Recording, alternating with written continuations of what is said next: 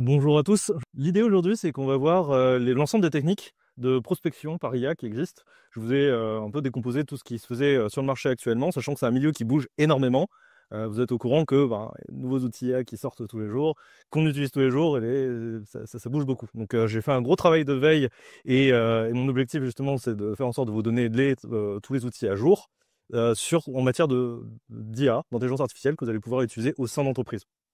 Donc, pour vous faire un petit topo, donc je me présente, Brian Rassen, cofondateur de l'Académie digitale européenne. On forme des entrepreneurs à différents outils d'automatisation, d'intelligence artificielle, de no-code. À savoir que le tout est pris en charge par les différents dispositifs, OPCO et ce genre de choses. L'objectif chez moi, c'était de faire en sorte de pouvoir vous accompagner directement sur les différentes thématiques entre l'intelligence artificielle, no-code, d'automatisation, à les implémenter dans vos entreprises. Et donc, à côté de ça, moi, je suis formateur de base en ce qu'on appelle le growth hacking. Le growth hacking, pour ceux qui ne connaissent pas, en fait, c'est le mélange entre le creative marketing, tout ce qui va être analyse de données et l'optimisation de tout ça, et surtout de la partie automatisation. Donc, forcément, le growth hacking, c'est un métier qui commence à être vieux maintenant, qui commence à être connu. Et forcément, avec l'avènement de l'IA aujourd'hui, on est peut-être les premiers justement à s'intéresser à ces différentes thématiques. Et donc, pour être un peu plus clair dans ce que je fais en termes de growth hacker, c'est qu'on va aller agir sur les différents plans de l'entreprise, tant en acquisition, tant par exemple en rétention, sur la gestion du CRM, ou tout ce qui va être construction de landing page, de comment va être le customer journey de votre client, comment on va pouvoir optimiser tout ça, comment on va pouvoir, qu'est-ce que vous avez en place en fait actuellement et qu'on pourrait améliorer potentiellement, qu'est-ce qu'on pourrait, sur quel plan on peut gagner du temps, et notamment la prospection, qui est le sujet d'aujourd'hui. C'est un gros sujet parce que c'est peut-être là où on passe le plus clair de son temps quand on est au démarrage de son activité ou qu'on veut tout simplement la développer. Et donc l'objectif de cette présentation aujourd'hui, c'est justement de vous faire en sorte de faire gagner un maximum de temps sur votre prospection. Bonjour. Alors, en termes de prospection, forcément, il y a différentes approches et différentes techniques. Et surtout, en fait, ça dépend de votre cible. Juste, s'il vous plaît, madame. Ouais. Vous êtes juste devant la caméra, est-ce que vous pouvez bien vous mettre là? Ouais, il faudrait peut-être déplacer. Jean-Mi, on va déplacer la chaise à l'arrière, ça va être Ça marche.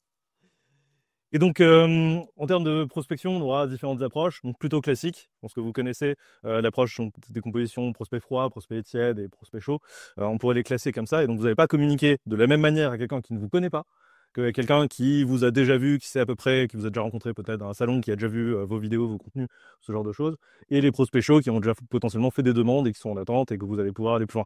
Et donc, forcément, moi, ce que j'ai essayé de faire dans cette présentation, c'est de vous préparer des approches dans chacune de ces catégories.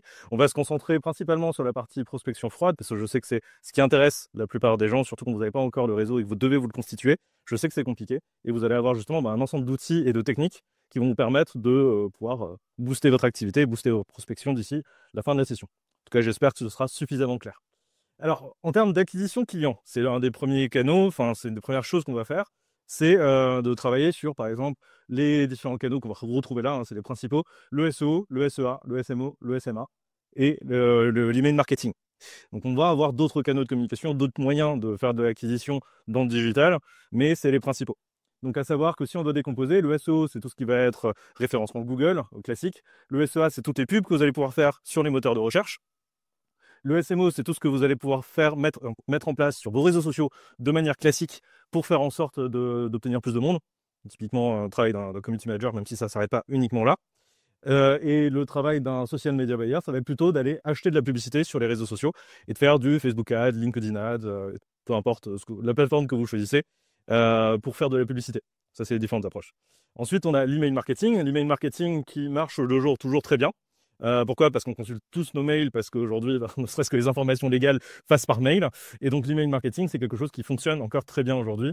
Mais attention, c'est très encadré juridiquement, notamment avec le RGPD. Donc, il ne faut pas faire n'importe quoi. Vous n'avez pas le droit de contacter des particuliers qui n'ont rien demandé. Qui n'ont pas donné leur accord explicite de les contacter. Donc ça va être les différents canaux. Et donc, sur ces différents canaux, justement, l'intelligence artificielle va pouvoir agir pour nous et nous aider sur les différents plans. Par exemple, en SEO, bien sûr, vous allez avoir la possibilité d'optimiser les textes sur vos pages web grâce à des LLM. Je parle de ChatGPT, de Mistral, de Perplexity, peu importe ce que vous utilisez comme modèle de langage, vous allez pouvoir les utiliser pour optimiser vos textes et mieux analyser, mieux comprendre et pourquoi pas même rédiger directement vos textes pour le référencement naturel. Ensuite, on a également la partie de rapport SEO. Parce que parfois, si vous utilisez des outils, par exemple SEMrush, qui est l'outil le plus connu pour faire de la recherche et des audits SEO, en fait, vous allez avoir des données qui sont parfois pas très lisibles, pas très compréhensibles. Justement, l'IA va pouvoir nous aider là-dessus à analyser les rapports SEO qu'on pourrait faire, analyser tous nos sites web, ce qu'on fait actuellement, pour voir qu'est-ce qu'on pourrait améliorer et qui puisse nous aider en fait à configurer petit à petit. Bien sûr, on a la partie SEA. Donc, en Google Ads, on a également des IA qui vont permettre de créer des visuels. Donc, si jamais ça vous intéresse, j'ai déjà fait des préparations, des conférences sur les IA qui existent aujourd'hui, qui sont exploitables pour de la création visuelle, pour vos réseaux sociaux et pour les pubs visuelles. Donc ça, on pourrait très bien le faire en SEA. On a la partie également SMO classique, donc encore une fois, les réseaux sociaux de manière organique, de manière naturelle. Et donc là, on va avoir des intelligences artificielles qui vont nous aider à faire des posts régulièrement et à générer tout un tas de types d'interactions avec vos prospects. Notamment, ça ne va pas s'arrêter uniquement à la création de posts, parce qu'aujourd'hui, on va avoir des intelligences artificielles qui vont pouvoir générer des commentaires sur des réseaux sociaux pour répondre, par exemple, à des avis clients sur Google. Quand vous en avez beaucoup et que vous ne le faites pas, ça peut être intéressant d'avoir une alternative au moins qui permette d'avoir une réponse pour vos clients. On a les systèmes de messagerie. Je pense que vous n'êtes pas sans savoir qu'il y a des automatisations LinkedIn et vous recevez des messages très souvent mal faits de prospection sur LinkedIn. Donc ça fait partie aussi des outils qu'on va pouvoir utiliser. Donc c'est vrai que je rassemble beaucoup de choses avec l'IA, parce qu'il il y a de l'IA forte plus ou moins haut niveau. C'est pas forcément de l'IA, parce qu'on va parler aussi beaucoup d'automatisation. Et il y a des choses qui sont assez simples à mettre en place. Je sais que c'est pas un mot qui est encore à la mode sur la partie automatisation, mais à mon sens, l'automatisation est aussi importante que l'intelligence artificielle et c'est ce qui va permettre justement de déployer tout ça dans vos entreprises. On va voir ça tout à l'heure. Encore une fois, dans le SMA, on retrouve les mêmes choses, donc création de visuels, pourquoi pas même de vidéos publicitaires. Aujourd'hui, on a des outils comme AI InVideo qui nous permettent de générer des vidéos qui sont assez convaincantes, suffisamment convaincantes pour être utilisées en publicité directement, et de la génération de visuels très classique dans ce que je vous ai parlé tout à l'heure. Et ensuite, on a l'email marketing. Donc, l'email marketing, et on va avoir une grosse partie là-dessus parce que si on parle de prospection et d'intelligence artificielle, on va avoir la prospection téléphonique qui est possible. Mais la prospection email, à mon sens, c'est peut-être celle qui va plus nous concerner. Bonjour. Et en fait, ça va se décomposer en plusieurs choses. Donc là, que je vous ai mis ici, c'est pas exhaustif, mais parmi les différentes techniques que vous pourrez mettre en place, c'est du scrapping. Donc, d'aller récupérer des bases de données d'email, par exemple sur Google ou sur les différents annuaires qui existent. Et ensuite, pourquoi pas rédiger vos mails, faire le copywriting nécessaire grâce à l'intelligence artificielle. Et en plus de ça, pourquoi pas le personnaliser directement en fonction de vos clients. C'est-à-dire que on pourrait mettre, et c'est mon objectif aujourd'hui, de vous montrer comment on pourrait mettre en place un système qui va aller chercher les informations sur votre client et qui va aller derrière envoyer le message personnalisé complètement en fait à la personne de manière automatisée ou demi-automatisée si vous voulez garder la main. Et bien sûr, la partie automatisation de mail, donc là avec tous les outils de mailing automation qui existent, mais pas que, parce qu'on va pouvoir connecter grâce aux API. Donc si vous connaissez des outils comme Zapier, Make ou NV10, on va pouvoir utiliser tout ça pour automatiser nos mails et envoyer entre guillemets en masse. Même si voilà, il y a certains critères qu'il faudra respecter en mailing automation pour éviter de tomber en spam, parce que quand vous tombez en spam, après c'est beaucoup plus dur de faire de la prospection. Et donc l'idée, c'est de faire quelque chose entre tout ça qui va vous permettre de prospecter, mais en gardant le maximum d'efficacité à terme. Alors, le petit classique. Pour passer dans le dur, on a besoin d'outils de LLM. Typiquement, il y a un outil qui nous a été préparé par le gouvernement. Vous pouvez taper compare-ia beta.gouv.fr. C'est la plateforme qui va vous permettre de comparer ici les différents LLM qu'on va pouvoir utiliser justement pour nos thématiques. Et je voulais vous faire une petite introduction là-dessus parce que ça mérite quand même d'avoir une petite part de sensibilisation dans l'utilisation de l'IA. C'est-à-dire que quand ici, on va aller taper une requête du type prépare-moi quelles seraient les différentes techniques de prospection avec l'intelligence artificielle. Ici, on va envoyer le tout. L'outil en fait va nous proposer deux résultats.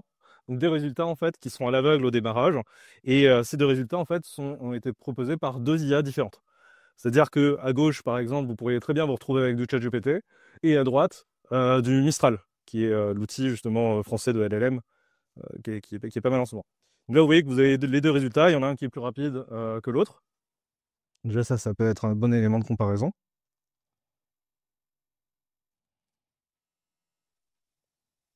Il est vraiment plus long.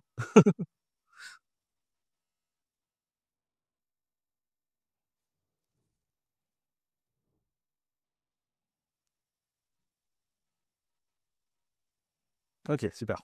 Donc là, on a les deux modèles avec les deux types de résultats. Et va pouvoir cliquer sur le bouton passer à la révélation des modèles. Et les deux, enfin, mais non, il faut que je choisir. On va dire que les deux se valent. Tac, je vais passer à la révélation. Parfait. Et donc là, on se retrouve avec les deux modèles. Donc on a Qwen de Alibaba qui était sur le modèle de gauche et Mistral, du coup, qui était sur le modèle de droite. Et ce qui va être intéressant ici, c'est que dans notre requête, on va avoir une mesure, on ne le voit pas très bien ici, je vais zoomer un petit peu, qui va nous permettre de mesurer notre impact écologique. Donc typiquement, le modèle d'Alibaba a consommé l'équivalent de 1 heure d'ampoule LED, là où Mistral a consommé l'équivalent de 4 heures d'ampoule LED pour cette requête. Et donc typiquement, quand vous faites beaucoup de requêtes et que vous allez utiliser le modèle d'intelligence artificielle, des modèles de langage dans vos automatisations, ça peut avoir un gros impact juste de choisir la bonne IA dans vos automatisations de prospection et ce genre de choses.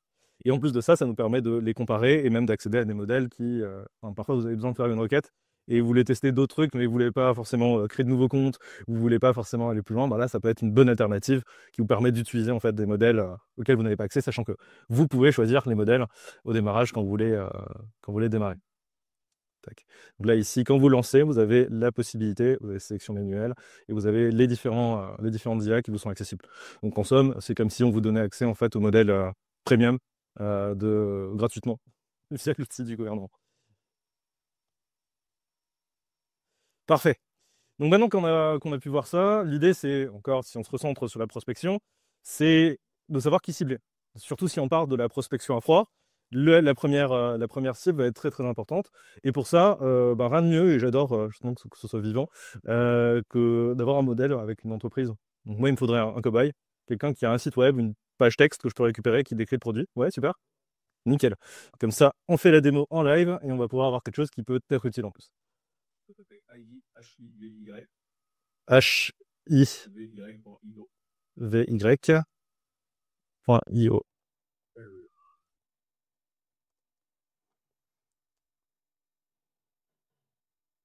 Parfait. Pollinisateur de potentiel, propulser vos ventes en appartenant d'elle. C'est sympa. Très très sympa. J'aime beaucoup les. Alors, l'idée, potentiellement, c'est de récupérer le texte. Est-ce que tu as une page qui décrit ton produit plus qu'une autre, plus qu'une autre? J'imagine les offres. Ok. Ah, c'est pas le. Ouais, bête pour pas le truc, il est pas qui. Votre offre n'est pas sur la même base. Ah oui, ok. On va essayer. Ça marche. Du coup, ma technique, elle est très classique et je commence toujours par là et je vous invite à faire de même. C'est de nourrir l'intelligence artificielle qu'on va aller choisir de notre page web, de nos contenus pour justement lui donner un maximum de contexte. Sachant qu'aujourd'hui, la plupart des IA sont capables de naviguer sur le web, mais les résultats ne correspondent pas forcément. Donc justement, c'est assez pratique de faire ça. Donc on va pouvoir démarrer. Donc les outils que je vous proposais d'utiliser en tant qu'LLM aujourd'hui, c'est ceux qu'on va utiliser dans le test. C'est que vous allez avoir Mistral et Perplexity, qui sont les deux intelligences artificielles, les deux LLM qu'on va utiliser. Donc Mistral, qui est le modèle français, le concurrent à ChatGPT, qui fait très très bien le travail. Et de l'autre côté, Perplexity, qui lui va être spécialisé dans le fait d'aller sourcer les informations. Et donc ça va être très intéressant pour nous justement d'utiliser ça, sachant que Perplexity a également un impact écologique assez faible qui peut être intéressant en fait à utiliser. Alors, Mistral, pour démarrer, nous on va démarrer avec ça tout simplement. Donc vous allez vous rendre sur le site de Mistral, vous cliquez sur démarrer avec le chat, vous arrivez ici, et là vous allez pouvoir tout simplement mettre les informations. Bon, je vais peut-être plus vite que mes slides. Tac. De ton site web. Donc là j'ai copié le texte, donc désolé, niveau RGPD. Ouais, on va dire ça. Et super, donc là, en fait, on a donné les informations directement de ton site web à Mistral, donc on va pouvoir passer à la suite. Et l'idée, là, c'est de lui donner un maximum de contexte, sachant que la page qu'on a copiée ne contient pas forcément toutes les informations. Ça sera intéressant de venir compléter ça, justement, avec des questions. De l'autre côté, on va avoir Perplexity. Perplexity, c'est l'autre IA qu'on va aller nourrir. Donc, elle se présente sous cette forme-là. C'est perplexity.ai. On va pouvoir envoyer le tout. Et comme ça, nos deux IA, en fait, ont le contexte. Elles vont savoir de quoi on parle. Ça, c'est super. Alors, l'idée, pour savoir qui cibler, une des méthodes que je vais vous proposer d'utiliser, c'est d'utiliser les différentes intelligences artificielles pour nous demander, pour trouver les différents avatars clients qui vont nous intéresser. Donc là, je vous ai préparé des prompts en dessous. Je vous mettrai tout dans la description du replay quand je vous enverrai le lien. Et on va utiliser tout simplement les informations ici. Tac. Donc, crédit validateur client de personnes susceptibles d'être intéressées par le produit sur la base des éléments en question. Donc, on va se rendre sur Mistral ici. Tac. Alors, le Canva, mais c'est pas grave. Et donc là, il m'a préparé directement quelques avatars clients qui pensent être intéressantes pour vous, du coup, en fonction de la landing page. Déjà là, on se retrouve avec des informations qui sont pas mal intéressantes. Donc le nom, prénom, le type d'entreprise, le besoin, les objectifs. Donc là, on a différents types d'objectifs qui vont nous permettre justement d'aller plus loin encore. Donc là, on a le point de départ, on sait à peu près à qui on parle, on sait de quel produit on va parler. Et ça va nous permettre d'aller justement plus loin. Si vous voulez compléter, si maintenant vous avez vos clients de base et vous voulez aller plus loin, c'est-à-dire aller avec des cas concrets, des choses qui existent déjà, donc potentiellement, en fait, vous allez pouvoir retrouver des informations sur vos clients. Moi, ce que je vous proposerais de faire, que je ne vais pas faire en démonstration ici, mais l'idée, ça serait potentiellement de parler de vos différents clients à Perplexity et de trouver les points communs qu'il pourrait y avoir entre ces personnes. Typiquement, Perplexity, vu que sa force, c'est d'aller chercher sur Internet, en fait, vous allez pouvoir tout simplement taper des informations sur, par exemple, qui est Brian Rassen. Et l'outil, tac, va aller chercher toutes les informations qu'il retrouve sur les différents sites web, donc sur les dernières publications que j'ai pu faire, sur les dernières choses que j'ai pu faire, et me lister toutes les infos.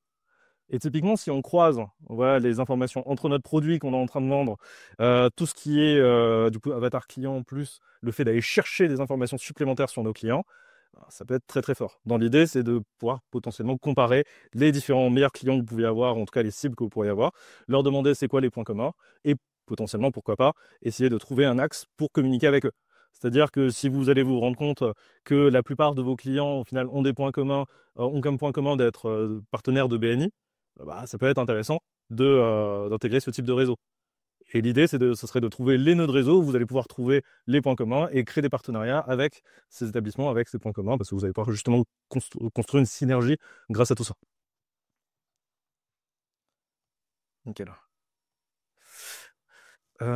Si on continue la suite. Donc là, pour démarrer les parties prospection intelligence artificielle, il y a une chose qu'on pourrait faire, c'est d'aller rechercher sur LinkedIn. Au final, aujourd'hui, LinkedIn, c'est quand même la plus grosse base de données où vous trouverez des prospects en B2B. Même si vous êtes d'ailleurs en business to customer, je vous invite quand même à trouver les partenariats B2B que vous allez pouvoir faire. Comme ça vous évite, admettons que vous travaillez, je ne sais pas moi, pour un spa ou une chaîne de spa. Votre objectif, c'est pas de toucher directement les spas, mais de toucher les entreprises qui pourraient avoir vos clients. Donc, par exemple, je dis n'importe quoi, mais un espace de coworking pourrait être intéressé par un partenariat. Et dans l'espace de coworking, vous pourriez avoir des potentiels clients pour votre spa. Et donc, typiquement, là, ça peut être intéressant pour vous. Donc, LinkedIn, c'est la meilleure plateforme aujourd'hui pour aller chercher ces informations-là. Et vu qu'on a on a déjà des IA qui sont entraînés, qui connaissent à peu près notre activité, on va pouvoir lui demander de nous donner les critères de recherche sur LinkedIn qu'on pourrait utiliser pour retrouver nos clients idéaux. Tac. Et donc là, il m'a fait les critères de recherche pour Eevee. Donc là, il nous a donné les informations. Tac.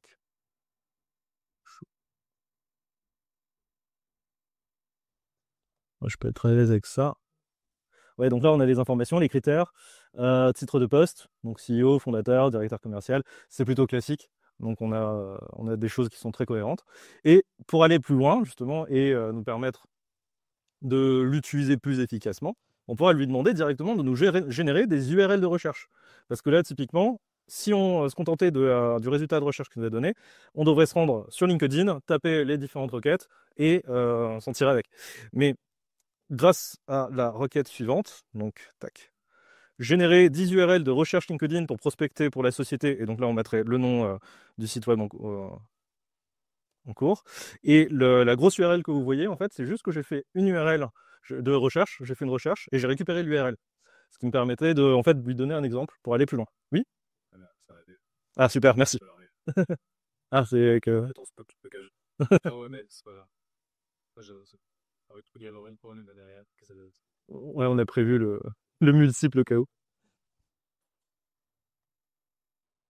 Parfait.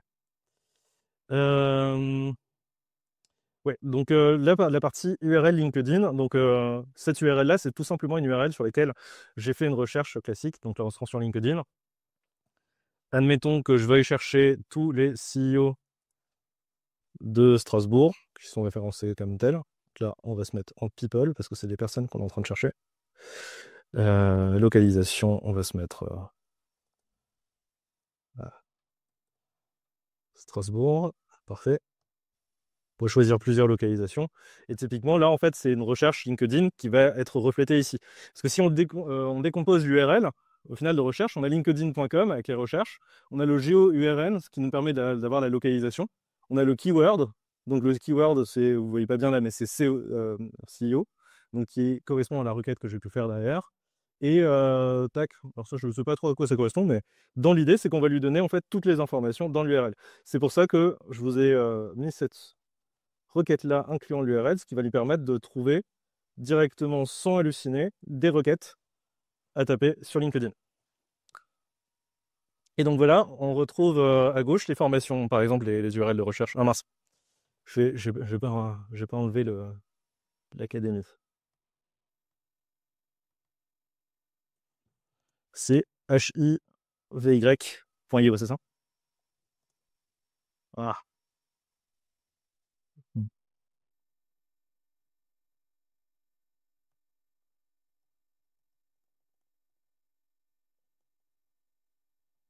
hivy.io. On va faire la requête de nouveau, ce sera beaucoup mieux. Parfait. Donc là, il nous a mis donc directeur marketing dans la tech, CEO de PME en croissance. Donc l'idée là, c'est qu'on va aller pouvoir tout simplement cliquer sur le lien, si le lien s'ouvrir, clic droit, ouvrir d'un nouvel onglet là, dans le cas où ça n'a pas voulu ouvrir. Et on voit que là, il nous a fait la requête. On voit tous les champs qui sont déjà activés. On voit qu'il n'y a pas de résultat d'ailleurs. C'est certainement parce qu'il a voulu faire que dans PepsiCo. Tac. Et donc là, on a une requête qui pourrait correspondre à vos thématiques. Donc là, sur ce compte-là, j'ai déjà fait trop de recherches, du coup, je n'ai pas la liste complète. Mais là, si vous vous connectez en fait avec votre compte, vous aurez la liste directement avec toutes les personnes. Donc là, on se retrouve avec 4700 résultats potentiellement. Si on va faire la deuxième requête, tac, ouvrir d'un nouvel onglet.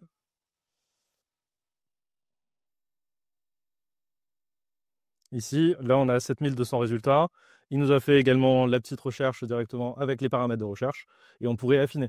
L'idée, c'est qu'on pourrait là demander à l'intelligence artificielle de nous poser un maximum de questions pour affiner notre ciblage. Et une fois qu'on a posé toutes nos questions à l'intelligence artificielle, en fait, lui, il va pouvoir nous proposer d'autres résultats, qu'on a pu répondre à ces questions à lui. Et une fois qu'on a les bonnes URL de recherche, en fait, cette URL-là, qu'est-ce que vous en faites? Typiquement, vous avez l'outil le plus connu dans le milieu de l'automatisation LinkedIn, qui est Wallaxy, un outil français également, qui va nous permettre de pouvoir importer. Donc là, vous rendez dessus, c'est gratuitement, on va se connecter. Oui, je vais désactiver. Donc là, il faudra installer l'extension. Voilà, c'est installé.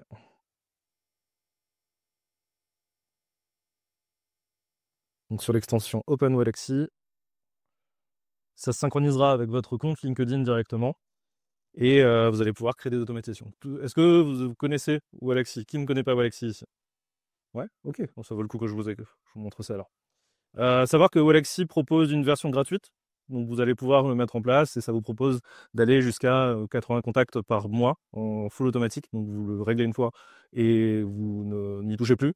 Et donc vous pouvez même multiplier les comptes et toucher 80 fois le nombre de personnes sur les automatisations. Donc typiquement, ça se présente comme ça, l'interface. Vous allez avoir la partie prospect, donc avec la liste des prospects que vous souhaitez contacter, une partie campagne, c'est celle qui va nous intéresser. Il y a une partie inbox qui permet de récupérer les messages que vous avez reçus sur vos comptes LinkedIn. Donc on va créer une campagne, typiquement ensemble. Vous allez voir que c'est très simple. On a la possibilité d'avoir invitation plus de messages, messages, donc ça, c'est pour les personnes avec lesquelles vous êtes connectés déjà. Nous, ce qui va nous intéresser, c'est la partie invitation plus de messages. Donc là, tout simplement, ici, vous allez pouvoir nommer votre campagne. Je vais mettre test French Tech. Tac. Comment voulez-vous ajouter vos prospects? Là, vous avez la liste en fait des possibilités. Donc, soit depuis une liste existante, soit depuis un auto-import. Donc, c'est que, par exemple, vous pouvez ajouter une liste d'un événement, d'un événement sur LinkedIn, et lui, il va ajouter toutes les personnes qui vont s'ajouter à la liste. Donc, ça peut être intéressant parce que ça vous fait une base de données de prospection qui s'enrichit toute seule. Nous, ce qui va nous intéresser, c'est la dernière option, donc avec LinkedIn. Et là, vous voyez l'option importer vos prospects à partir d'une recherche LinkedIn. Donc, ouvrez une recherche LinkedIn. Bam. Et vous récupérez tout simplement en fait l'URL. Nous, on les a déjà. Et grâce à ça, on va pouvoir le lancer. Oui, pardon. C'est quoi Alexis, il fonctionne comme ça. Donc là, vous irez sur votre URL de recherche, typiquement celle-là. Une fois que l'extension est installée, vous verrez, là je vais actualiser parce que c'était la requête sur laquelle on était tout à l'heure. Ça n'a pas pris en compte depuis que j'ai installé Walaxy. Donc là, vous avez ce champ-là en fait à droite. Sur votre PC, ça sera plus joli, c'est juste que j'ai zoomé ici. Et vous avez la possibilité de créer une liste. Typiquement, on va mettre test, tac, créer. Et on va pouvoir choisir le nombre de personnes qu'on va importer dans notre automatisation. Et donc là, typiquement pour l'exemple, je vais vous en donner 10. Je ne suis même pas sûr qu'il pourra les faire vu que j'ai plus les requêtes. Et là, l'outil va justement importer toutes les personnes dans notre automatisation. Donc ça, c'est la première étape sur Walaxy. Donc vu qu'on a fait notre bonne requête grâce à l'intelligence artificielle, c'est plutôt sympa. Ah, bah, super, ça peut continuer malgré que je n'ai pas les recherches. C'est parfait. Et si je me rends sur Walaxy de nouveau, on voit import lancé, donc on va pouvoir continuer. Donc la deuxième étape, c'est est-ce qu'on envoie une invitation? Vous savez, c'est quand vous mettez un petit message, quand vous envoyez une invitation sur LinkedIn, vous voulez vous connecter à quelqu'un. C'est limité dans la version gratuite et vous pouvez le faire si vous avez la version premium de LinkedIn. Donc on va partir du principe qu'on ne met pas d'invitation. Et là, vous allez pouvoir choisir le délai, c'est-à-dire que une fois que la personne a accepté votre invitation sur LinkedIn, au bout de combien de temps, donc là vous pouvez mettre 0 jour, 1 jour, etc., d'attente, et déclencher une première automatisation d'envoi de message, par exemple. Donc nous, on va mettre au bout d'un jour, suivant. Là, on écrit le message que ça envoie au bout d'un jour. Et typiquement, ben, là, vous allez pouvoir ajouter des variables. Donc, vous allez pouvoir dire bonjour prénom, bonjour le nom de famille, l'entreprise. Et vous pouvez en fait créer votre texte grâce à ça. Donc l'idée, c'est de faire un test tac, très simple. On va se dire bonjour. Là, on peut enregistrer différents modèles de messages qu'on a pu utiliser dans le compte. Donc là, par exemple, j'ai mis un message: je suis actuellement en train d'automatiser et faciliter la gestion administrative pour vos formations. Je sais que vous étiez dans le domaine, j'adorerais m'entretenir avec vous. Est-ce que vous seriez disponible pour une interview? Typiquement, c'est le genre de message que vous pouvez recevoir. Il faut faire quelque chose qui colle vraiment à votre activité. Et l'idée, c'est pas de vendre, mais de bien apprendre à connaître les personnes, d'inviter une conversation et ensuite de reprendre la main justement dessus. Donc là, on a l'automatisation avec notre message. On va dire que c'est bon. D'ailleurs, je ne vous ai pas parlé du petit champ là à droite, mais vous avez un système de scoring qui est sympa ici avec la liste des choses que vous pouvez faire pour optimiser votre premier message. Typiquement, ne pas parler de je, ne pas mettre trop de je ou de nous. L'idée, c'est de parler des autres et avoir une question qui soit ouverte envers les personnes. Donc, si vous répondez à ces critères-là, vous aurez en fait un meilleur taux de réponse. Et bien sûr, faut pas faire quelque chose de vraiment trop commercial. Ensuite, on a la deuxième automatisation. On peut choisir combien de temps après on va faire un message de relance. À savoir que si la personne vous a répondu à un message, l'automatisation s'arrête. Donc ça vous évitera d'avoir des doublons, des conversations un peu bizarres. Donc là, on va pouvoir mettre 5 jours après. On fait un deuxième message. Et le deuxième message, ça peut être quelque chose d'aussi bête que oui, bonjour, je ne sais pas si vous avez vu mon dernier message. Et comme ça, vous avez un premier contact et un système de relance automatisé littéralement en 10 minutes. Dire ça. Bonjour, avez-vous reçu mon dernier message? Classique. Tac. Et on va pouvoir lancer la campagne. Donc la campagne, c'est une toute petite campagne, hein. Mais voilà ce que l'outil m'a récupéré dans les 10 prospects tests que j'ai voulu lancer là. Et il n'y a plus qu'à attendre. L'automatisation est déjà lancée. On peut fermer l'outil. Et Walaxy va aller envoyer les invitations, envoyer les messages à son rythme, du coup, pendant que vous faites autre chose, quoi.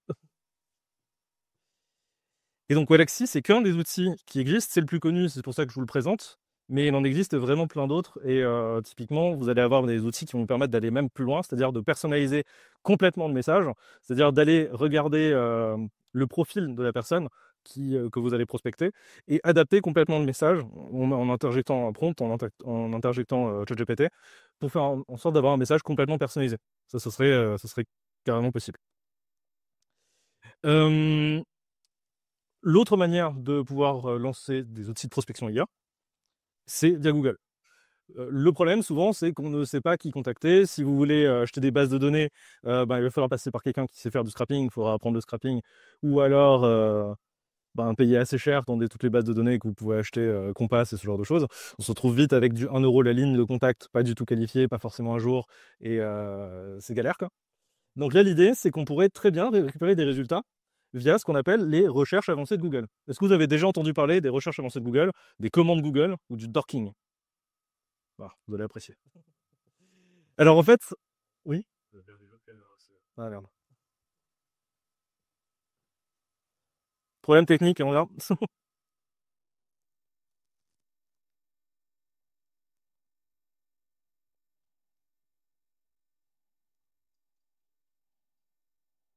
Parfait. Est-ce que tu peux me dire si c'est bon ou si c'est à l'envers? Parfait.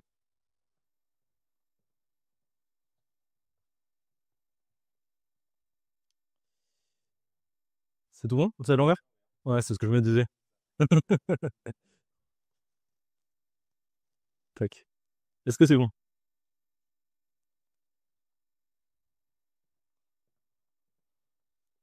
C'est plus à l'envers? C'est bon. Ah, cool. Fallait le secouer un petit peu. Super. Donc, où j'en étais? Oui, le dorking et les commandes Google.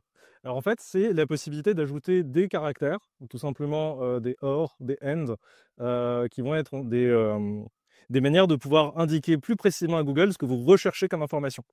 Typiquement, ça c'est une commande avancée Google. Vous ne vous laissez pas effrayer parce qu'il n'y a pas grand-chose au final. On a utilisé la commande site double point. Donc si vous utilisez site double point sur Google, vous allez avoir des résultats qui ne correspondent que à ce site-là. Là, en l'occurrence, j'ai mis linkedin.com. Donc, on pourrait très bien mettre Instagram. On pourrait très bien mettre Pinterest ou peu importe. Et l'idée, c'est qu'on va chercher ici sur le site qu'on souhaite ces requêtes-là. Donc, vous allez avoir @gmail, @yahoo, @outlook, @hotmail. Et j'ai mis en fait toutes les adresses mail les plus classiques que vous allez pouvoir retrouver.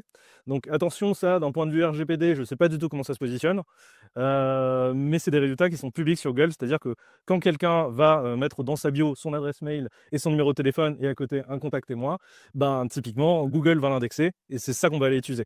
Donc en soi, c'est des coordonnées qui sont publiques, c'est juste que là, ça vous facilite la vie d'utiliser ça. Donc là, vous voyez qu'on a toutes les adresses. Ensuite, on a ici le contact ou email courriel. Typiquement, c'est quelqu'un qui va mettre dans ses résultats, dans sa bio, contactez-moi, email 2 points.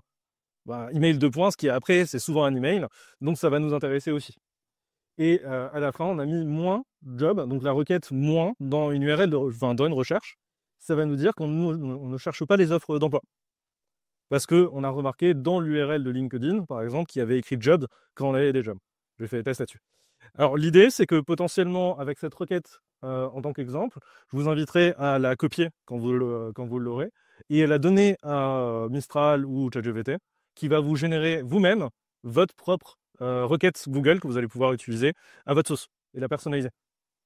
Comme ça, vous n'avez pas besoin de les faire. Typiquement, si vous tapez et vous demandez aux différents LLM de vous créer une requête avancée Google, ça vous fera ce type de requête. Donc il faudra jouer avec, vous n'avez pas besoin d'apprendre toutes les commandes de nos jours, ce qui est plutôt sympa. Et vous allez pouvoir tout simplement vous lancer. Alors, pour la démonstration, donc je récupère je récupère la requête de recherche. J'ai juste à me rendre sur Google et on va pouvoir coller la requête. Et vous allez retrouver ici toutes les informations des prospects. Et donc là, on a le résultat. Là, par exemple, on a cette personne-là, on voit l'adresse email qui est directement écrite en clair dans la recherche Google. Vous voyez, on n'a même pas besoin de se rendre sur le site web. Et on se retrouve là avec tout plein d'adresses mail dans différentes thématiques. On se rend compte que, en fait, on a du tout venant, on n'a pas de ciblage. Donc, on va pouvoir tout simplement ajouter dans la requête après LinkedIn ou après Instagram, etc., les mots-clés qu'on cherche. Par exemple, je veux chercher des journalistes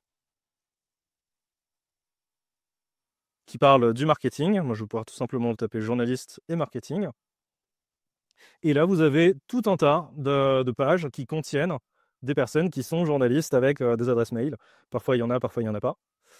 Mais a priori, on a quand même pas mal de résultats là-dessus. Et on pourrait très bien tester la même chose avec Instagram.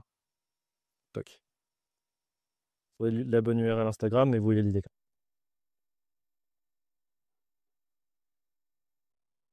Et donc là, on se retrouve avec des personnes avec des adresses mail qui potentiellement viennent pour Instagram. Alors, ce que vous allez me dire, c'est que forcément, c'est super, j'ai des adresses mail, mais en fait, j'en fais quoi? Et je ne vais pas m'amuser à aller copier toutes les adresses mail, et je crois que vous avez compris comment je fonctionnais. L'idée, c'est d'aller vite et de manière assez feignante. Donc en fait, on va pouvoir récupérer tout ça en scrapping.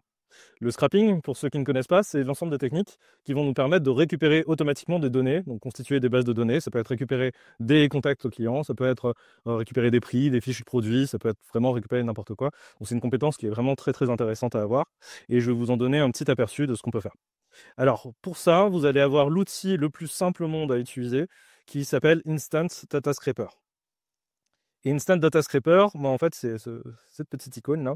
Vous allez pouvoir tout simplement taper ce nom-là sur Google et vous trouverez sur l'extension Google Chrome. Je ne sais plus si c'est Firefox ou sur Firefox ou pas. Et on va pouvoir tout simplement lancer l'extension en cliquant dessus. Et vous voyez que l'extension, qu'est-ce qu'elle fait? Elle va aller analyser la page. Elle me met en jaune tout ce qu'elle va récupérer et elle liste le tout dans un tableur Excel. Typiquement, là, on va pouvoir cliquer sur Try another table, qui est le bouton essayer une autre table, parce qu'on voit que ce qui m'a donné comme résultat, ça ne correspond pas à ce que je souhaite. Donc là, en cliquant dessus, on a un autre encadré. Donc là, il a pris un autre résultat. Alors, je ne sais pas pourquoi il n'a pas voulu prendre le premier, mais c'est pas grave. Mais on se retrouve bien en fait avec les informations là en colonne. Il nous a récupéré le lien vers le compte Instagram. Il nous a récupéré le texte qui est en dessous. Donc là, consultant en marketing, est-ce que ça correspond? Ouais, nickel. On voit qu'il y a le bouton plus de 860 abonnés. Donc là, on voit le nombre d'abonnés carrément. Donc, vu que c'est Google qui l'affiche, mais en fait, on peut le récupérer. Donc ça, c'est super, pas mal d'informations. Ah, et ici, on a bien le texte. Donc là, on a des textes avec ce qui ressemble à des adresses mail qui pourraient être utilisées. Et tac, on a le Gmail. Ouais, c'est fait assez bizarrement, mais c'est pas grave. Dans l'idée, en fait, une fois qu'on a fait ça, on va pouvoir lui dire, en fait, je veux plus de résultats. Parce que là, Google me limite à 10 résultats. Je pourrais aller dans les options et lui afficher 100, mais c'est pas l'idée, parce que du coup, là, l'automatisation va pouvoir le faire. C'est qu'on va aller, là, je décoche Infinite Scroll. Je vais le demander à l'outil d'aller cliquer à chaque fois qu'il a récupéré les données sur le bouton page suivante. Et là, vous avez la possibilité de le faire ici avec le bouton Locate Next Button, ici, donc localiser le bouton suivant. Je clique dessus. Ici, vous voyez que tout devient vert dès que je survole. Et là, il me suffit de survoler le bouton suivant. Donc, je peux prendre ces parties-là, le bouton suivant ici, peu importe. On va prendre ça. Tac. Et une fois qu'il est localisé, on est tout bon. Donc, on va pouvoir tout simplement lui demander de commencer à faire le crawling. Alors, à savoir que pour éviter de vous faire détecter ou laisser la page chargée, vous pouvez choisir le temps que vous souhaitez entre chaque saut de page. Donc là, je vais faire Start Crawling. Et là, vous voyez l'outil est en train de récupérer le tout à chaque fois. Donc, j'ai plus rien à faire. Typiquement, si vous le faites trop longtemps, Google va à un moment vous demander est-ce que vous êtes vraiment un humain. Ça sert à ça d'ailleurs, tous les boutons reCAPTCHA et ce genre de choses. Éviter le scrapping la plupart du temps. Et donc là, vous voyez à quelle vitesse on peut récupérer vraiment des bases de données assez gigantesques, peu importe la plateforme. Donc juste tenter des nouvelles requêtes. Si vous avez épuisé ou vous trouvez que c'est pas terrible comme recherche, vous retravaillez votre requête Google avec votre LLM. Vous faites des allers-retours comme ça, vous ajustez jusqu'à trouver la bonne solution, les bonnes bases de données, etc., etc. Donc là, je vais lui dire stop scrolling, comme ça il arrête de regarder. Si jamais vous êtes sur une page pas Google, mais vous voulez autre chose, et que vous devez défiler pour que ça s'affiche, vous avez le bouton Infinite Scroll, et donc là, ça va défiler à l'infini. Typiquement, on aurait pu faire ça si on était sur le modèle, sur la version mobile de Google, parce que sur la version mobile de Google, plus vous défilez, plus vous n'avez pas un système de pages, en fait, plus vous avez de pages. Bon, il va pas marcher comme ça. Bon, tant pis. Parfait. Donc, qu'est-ce qu'on en fait de tout ça? Parce que c'est bien beau, mais c'est bien moche. Ben, en fait, vous allez pouvoir tout simplement copier tous les éléments et en faire ce que vous voulez, c'est-à-dire le mettre dans un tableur Excel, mais également, pourquoi pas, télécharger tout simplement le fichier et le donner à LLM. Donc là, on va pouvoir télécharger le fichier en CSV. Les CSV, c'est des fichiers Excel en gros qui vont être séparés. Chaque colonne va être séparée par une virgule. Et ça nous permet justement de bien trier les données, de bien les afficher sur, par exemple, Google Sheet. Donc, mon fichier CSV, je vais pouvoir tout simplement le donner à un outil comme Mistral. Donc, tac, je dépose le tout. Extrais-moi la liste des adresses email qu'il y a dans ce CSV.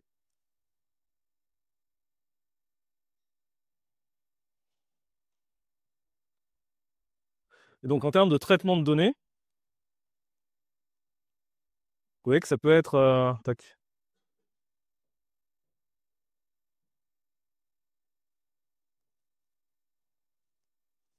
Ne contiennent pas d'adresse mail valide. Ouais, c'est tout Instagram là, c'était... c'est relou. J'avais testé avec LinkedIn, ça marche.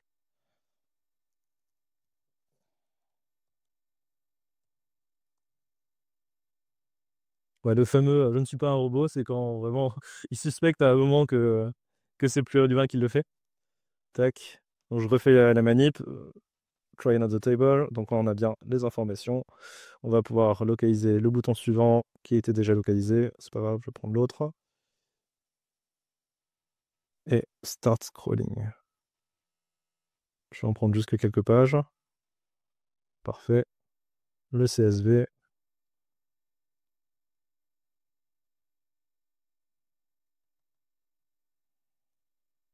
Extraire les adresses email.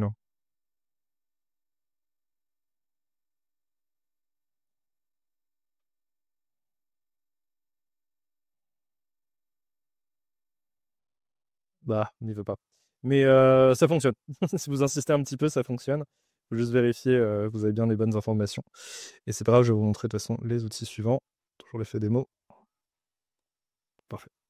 Donc si vous voulez pas vous embêter et que vous voulez justement scraper, mais que cette fois-ci vous avez quelques centimes à mettre dans un outil, en fait, la meilleure base de données que vous retrouverez à part LinkedIn, en termes de prospects d'entreprise, ça va être Google Maps. Google Maps, typiquement, même les entreprises qui ne sont pas enregistrées dessus vont être enregistrées potentiellement par vos clients. Donc, si vous n'avez pas mis votre entreprise en ligne, forcément, quelqu'un peut-être l'a mis en ligne pour vous. Donc, ce qui fait que c'est une énorme base de données de prospects. Et souvent, vous avez des emails, des numéros de téléphone, des sites web. Pardon, vous n'avez pas l'adresse mail, justement, c'est ça le problème. Et donc, vous allez pouvoir récupérer pas mal d'infos, les horaires et tout. Mais dans tout ce qui va être adresse mail, pourquoi ça va être compliqué? Tout simplement que le champ n'est pas public pour Google, je ne sais pas pour quelle raison. Mais par contre, si quelqu'un a rempli un champ, par exemple, site web, et sur son site web, il y a une adresse mail, vous allez pouvoir retrouver l'adresse mail. Typiquement, ça, c'est quelque chose que vous ferez à la main si jamais vous devrez contacter les gens. Alors, qu'est-ce qu'il me raconte, lui? Veuillez cliquer maintenant par la droite. C'est quoi, c'est ça? Je sais plus si je suis un robot ou pas. Donc oui, si vous voulez contacter quelqu'un, typiquement, ou une entreprise, vous l'allez taper sur Google. Google va vous afficher Google Maps. Vous avez la fiche d'établissement Google. Sur cette fiche, il n'y a pas l'adresse mail. Vous voulez la trouver, vous allez sur le site web. Vous cherchez l'adresse mail. Forcément, c'est pas forcément sur la page d'accueil. Il va falloir trouver la bonne page, la page contact et ce genre de choses. Typiquement, ça, c'est ce que Outscraper permet de faire. C'est-à-dire que vous allez lui donner tout simplement des requêtes Google à faire, et lui, il va aller tout extraire comme on l'a fait avec Instant Data Scraper, et ensuite aller sur le site web, visiter chacune des pages du site web jusqu'à trouver et extraire toutes les URL. Et donc ça vous permet d'avoir déjà une bonne petite base très très sympa, très facilement. Donc Outscraper ne s'arrête pas qu'à Google Maps, mais nous on va faire l'exemple là-dessus. Donc vous allez sur la partie service, vous allez tout simplement pouvoir chercher. Tac, tac, tac. C'est le grattoir Google. Je sais plus où est-ce il est mis. C'est le grattoir Google Maps. Ouais. Et ici, vous allez tout simplement mettre votre recherche comme si vous étiez sur Google Maps. Donc, admettons que vous cherchez des fleuristes. On pourrait très bien aller chercher des fleuristes, puis mettre différentes requêtes en fait dessus. Si vous voulez choper tous les dentistes, par exemple, c'est tout à fait possible. Tous les avocats, etc., etc. Vous avez même un petit outil d'IA qui vous permet de faire des recherches. Donc ça va nous intéresser ou pas. On a la possibilité de choisir l'emplacement. Donc vraiment, là on peut choisir la France. Et le problème, vous savez, sur Google Maps, je pense que vous avez déjà fait une recherche dessus. Mais en fait, vous allez taper par exemple sur Strasbourg, il va aller chercher uniquement sur Strasbourg. Si vous voulez aller un tout petit peu plus à l'ouest, par exemple, c'est un peu plus compliqué. Et donc il faudrait faire une deuxième requête, une énième requête. Outscraper s'en occupe. Il vous a déjà fait la liste de tous les endroits possibles en France. Donc typiquement, là, vous voyez Bretagne, Grand Est, etc. etc. Si on déploie le Grand Est, il va aller vraiment décomposer à Banville, Beaucourt, Angeville, je ne savais même pas que ça existait. Donc vraiment tous les endroits là-dessus, et donc ça vous évite de taper toutes les requêtes. Donc ça, c'est super sympa. On va pouvoir lui demander le nombre de résultats qu'on veut. Par exemple, j'en veux 10 pour aller vite. Enfin, pour aller vite. Et l'idée, c'est qu'en dessous, là, vous allez avoir la possibilité de choisir tout simplement les options supplémentaires que vous pouvez avoir. Donc, rechercher les contacts. Donc là, rechercher les contacts de l'entreprise, email, numéro de téléphone, nom complet, ce genre de choses. Donc là, l'outil va aller scraper justement chacune des pages web qu'il va aller visiter pour récupérer ces infos-là. On va pouvoir ajouter des filtres classiques avec notamment la langue. Et ça, c'est plutôt sympa si vous voulez scraper par exemple des villes en Suisse ou voulez avoir que des profils francophones. Typiquement, ça peut être intéressant des entreprises francophones, ça peut être intéressant d'utiliser ça. Donc, une fois que vous lancez le tout, donc là, vous faites obtenir les données, il va vous faire un petit devis. C'est très très peu cher. Là, on est vraiment. Enfin, bon, là, c'est 10 requêtes, donc il m'a carrément pas facturé le truc. Et il estime le temps entre 7 et 25 minutes. Donc je vais vous épargner ça. Parce qu'effectivement, lui, et pourquoi je vous conseille de passer par ce type d'outil, parce que c'est possible de le faire en local chez vous. Déjà, votre PC, il va falloir le laisser allumer. Il va aller visiter chacune des pages, ça demande de la ressource. Et du coup, là, tout est fait en cloud. Donc comme ça, vous n'avez pas besoin de vous en occuper. C'est possible de le faire en physique, mais j'ai déjà lancé des scrappers, moi, qui m'ont duré un mois et demi avant d'avoir des contacts. Parce qu'en allant visiter chacune des pages, c'était très très très long. Donc voilà. Donc, je vous épargne ces certaines minutes. Je vous ai déjà fait une requête où je vous montre l'exemple de pages qu'on va aller pouvoir récupérer. Donc, tac.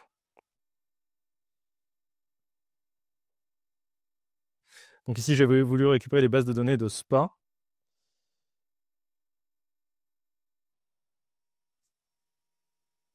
Et on va récupérer le CSV. Donc voici le CSV en question. Donc là sur Excel, c'est mal interprété, donc il ne nous sépare pas par colonne. On va le passer sur Google Sheet. Et je vous ai déjà préparé tout parce que je savais qu'il allait y avoir cette erreur. Parfait. Donc là, on se retrouve. Voici le fichier avec lequel on se retrouve.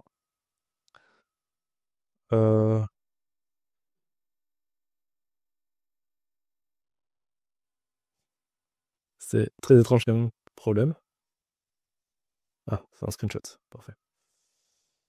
Donc on se retrouve bien ici avec la requête. Donc on retrouve la requête SPA plus le code postal. On a le nom de l'entreprise.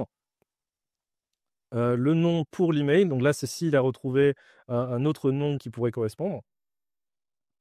On va retrouver des informations classiques ici avec les numéros de téléphone. Le lien LinkedIn sur le site. Donc il allait récupérer carrément sur LinkedIn, sur chacun des sites web, s'il y avait une URL de réseaux sociaux. Et donc là, on a récupéré les liens LinkedIn qui vont nous permettre également de les contacter. Les numéros de téléphone, effectivement, qu'on retrouve là sur Google Maps. L'adresse complète. Et tout à droite, vous allez avoir les adresses email. Donc là, vous avez adresse email 1, adresse email 2. Donc s'il trouve plusieurs adresses mail. Donc là, on retrouve par exemple le Sales Manager ici, le manager là. Et on retrouve du coup ces différentes adresses mail que vous allez pouvoir contacter. Donc Outscraper, pour moi, c'est aujourd'hui un des outils les plus puissants pour tester le scrapping. Et voyez que c'est très très facile en fait de faire ça.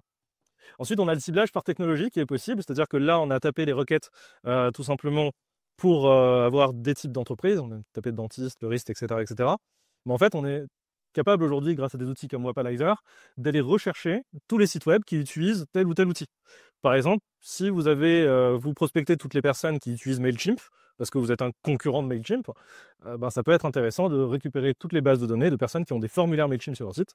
Et là, l'outil va aller rechercher les coordonnées, mail, numéro de téléphone, de ces contacts-là.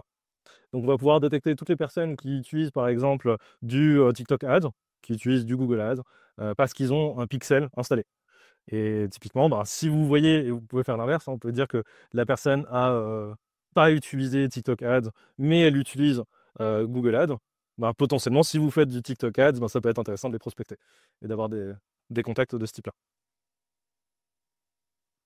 Donc, une fois qu'on a toutes ces adresses mail, c'est super, mais qu'est-ce qu'on en fait? Alors, un des meilleurs outils que vous pourrez utiliser, c'est le type de CRM.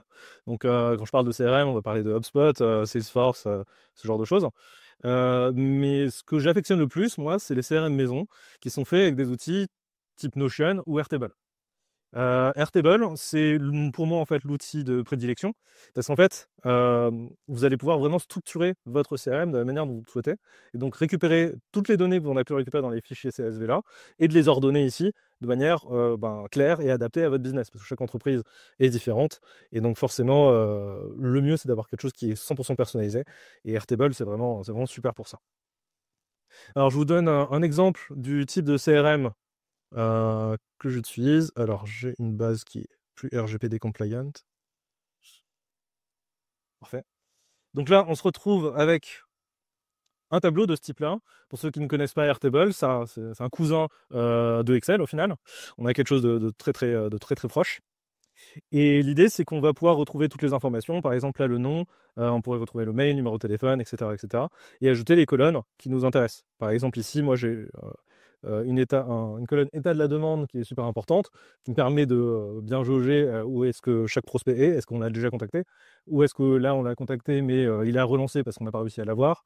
Du coup, typiquement, dans ce cas-là, la personne pourra recevoir un email de relance ou déclencher en fait une automatisation qui va permettre de prendre contact avec la personne. Ici, j'ai mis un temps de dernier contact parce qu'on a la possibilité d'ajouter des formules que vous allez pouvoir justement créer avec des outils de LLM parce que parfois les formules sont assez complexes et donner votre fichier ou la structure de votre fichier Airtable à ChatGPT va vous permettre de construire des formules très complexes qui vont permettre de prendre en compte les différents critères, par exemple le temps depuis le dernier contact et de pouvoir le classer en priorité pour que, par exemple, votre équipe commerciale ou vous-même, en fait, adaptiez et faites en sorte que vous contactiez le prospect le plus tôt possible. Là, je vois, par exemple, que cette personne-là, on ne l'a pas contacté depuis 4 heures, donc là, c'est bien en rouge, donc il faudrait le contacter. Donc voilà le type de CRM que vous allez pouvoir faire. Ce qui est super avec Airtable, c'est que vous avez la possibilité de créer différents types de vues. C'est que cette base de données-là vont être affichées de manière différente. C'est-à-dire que là, on a une base de données classique vue Excel, mais on pourrait très bien avoir ici, comme lead général, une vue un peu à la Trello. Et donc, vous allez pouvoir décaler les différentes personnes en fonction de leur demande, de leur état. Par exemple, les non catégorisés, on a premier appel échoué, deuxième appel échoué. Ben, si la personne, là, je l'appelle et que je veux la décaler en deuxième appel échoué, je peux la décaler en deuxième appel échoué. Et en fait, quand je fais ce type d'action, je vais pouvoir, grâce à Airtable, déclencher des automatisations. Donc, dans l'onglet automatisation, vous allez en fait avoir, par exemple, ici, on a une automatisation toute faite, une condition d'un déclencheur. Pour ceux qui n'ont jamais fait d'automatisation, il faut absolument un déclencheur pour démarrer. À partir de quel moment vous avez le déclencheur là? Ici, on a si la personne est, si état de la demande et premier appel échoué, et que l'email n'est pas vide, donc j'ai bien une adresse email, et que le scoring leads contient 24, donc ça veut dire que ça fait 24 heures qu'il a fait la demande. Alors là, c'est ma tambouille dessus, mais dans l'idée, vous allez pouvoir faire ça. Et ensuite, déclencher une série d'automatisations. Donc là, j'ai un script qui me sert juste à attendre. Et tout de suite, un élément Gmail. Donc là, l'outil Airtable va prendre le contrôle de mon Gmail. Donc je vais donner l'autorisation. Mon Gmail a l'autorisation de prendre le contrôle de mon mail pro. Et du coup, vous allez pouvoir envoyer des messages. Donc là, on voit l'automatisation, comment ça se fait. Donc le type d'action, c'est envoyer un email. J'ai mis un libellé ici, c'est juste pour m'y retrouver moi. c'est connecté à quelle adresse email, donc on retrouve mon adresse mail à moi, à quelle personne on veut envoyer le mail. Donc là, on va mettre des variables. Donc vous cliquez sur le petit plus ici et vous allez pouvoir choisir le champ que vous souhaitez. Donc là, on retrouve toutes les colonnes que je vous ai montrées tout à l'heure dans mon tableur Excel, nom, prénom, etc. Moi, j'ai une colonne mail, donc on va l'envoyer un mail, ce qui paraît logique. Mais je voudrais également que la personne qui est responsable du dossier, donc là qu'on appelle closer ici, soit en copie. Et donc je l'ai mis en CCI. Donc le commercial reçoit également le mail, ce qui permet de bien avoir en retour un feedback d'automatisation. On pourrait même choisir à partir du nom. Donc on peut changer le nom sur lequel ça va apparaître sur Gmail. Et donc là, on pourrait mettre par exemple le nom de votre société ou le nom de la commerciale. En l'occurrence, c'est le nom du commercial qui est mis en full automatique, et etc., etc. Donc vous pouvez mettre ajouter le nom, le message, et vous pouvez mettre tous les éléments. À savoir que ici, si vous voulez faire un mail personnalisé avec des visuels, il va falloir mettre du HTML. Donc vous pouvez très bien utiliser un éditeur HTML en ligne et ajouter, tout simplement coller le mail ici. Ça partira de manière complètement jolie, sympa, structurée. Et dans ce mail-là, bien sûr, on va le personnaliser, par exemple, là, en fonction de la formation qui va demander, est-ce que c'est de l'automatisation, est-ce que c'est du no-code, etc. Il va être rangé dans différentes catégories et vous vont recevoir des relances personnalisées en fonction de la demande. Et donc ça, c'est vraiment super comme outil, parce que ça permet justement d'automatiser l'envoi de mail, mais pas que, de bien centraliser toutes vos données. Si vous voulez connecter maintenant Airtable à d'autres outils, en fait, vous allez avoir les géants de l'automatisation, j'en ai parlé un petit peu plus tôt. Vous allez avoir Make, Zapier et N8N, qui sont les 3 outils actuellement qui font de l'automatisation véritablement.